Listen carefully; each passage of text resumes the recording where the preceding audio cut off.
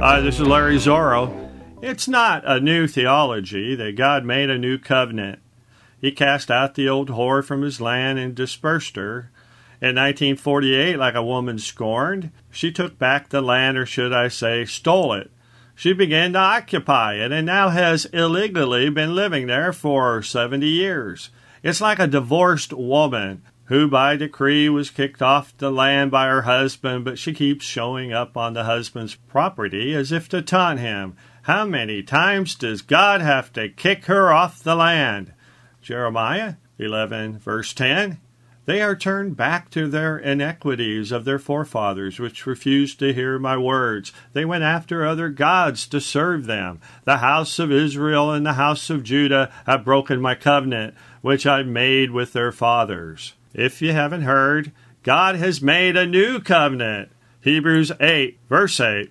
For finding fault with them, he saith, Behold, the days come, saith the Lord, will I make a new covenant with the house of Israel and with the house of Judah. Verse 10, For this is the covenant that I will make with the house of Israel after those days, saith the Lord. I will put my laws into their mind and write them in their hearts, and I will be to them a God, and they shall be to me a people.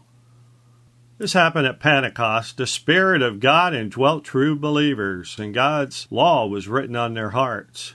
Romans 11, verses 1 and 2. I say then, has God cast away his people? God forbid, for I am an Israelite, of the seed of Abraham, of the tribe of Benjamin.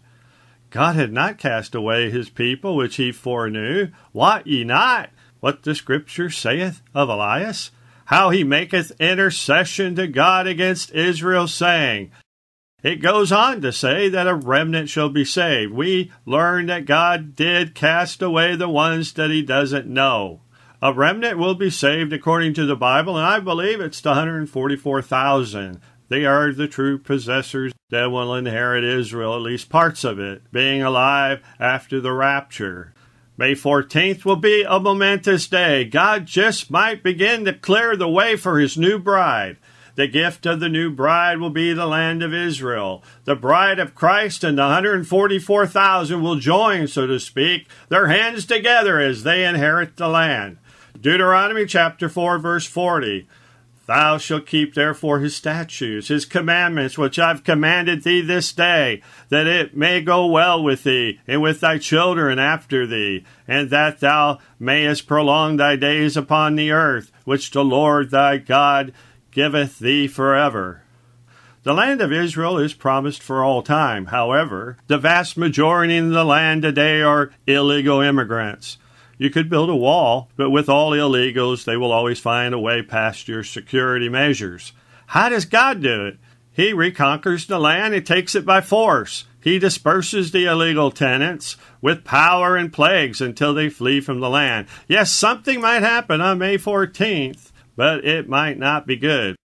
Perhaps a rapture is in order. God does say to Mystery Babylon, Revelation 18:4, And I heard another voice from heaven saying, Come out of her, my people, that ye be not partakers of her sins, and that ye receive not of her plagues.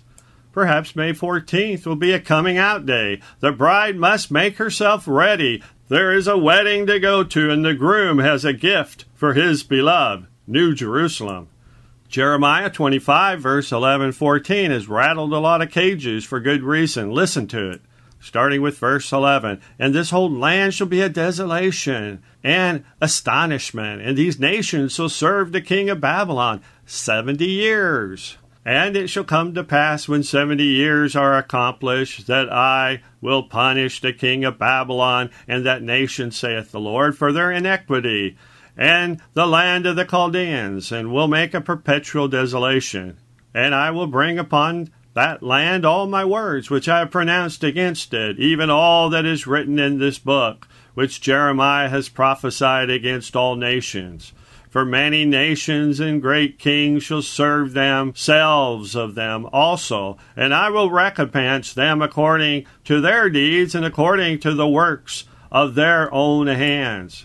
Now, I could hear many saying that God would not punish Israel. There are Christians living there. they would be right. But instead of believing the false, maybe we should believe the truth. God will say to those in Babylon, "Come out, my people." And to the church he will say, "Come up hither." The Mystery Babylon verses could have double fulfillment, one in which the people of Babylon are raptured in the present age, and in another fulfillment in the very last of days, when they are commanded to flee for their lives. Read Matthew 24, talks about it. Depart from Jerusalem. I believe judgment is very imminent for Israel, as the rapture is very imminent for the church. I believe the time is at hand that we should be looking, especially during May 14th.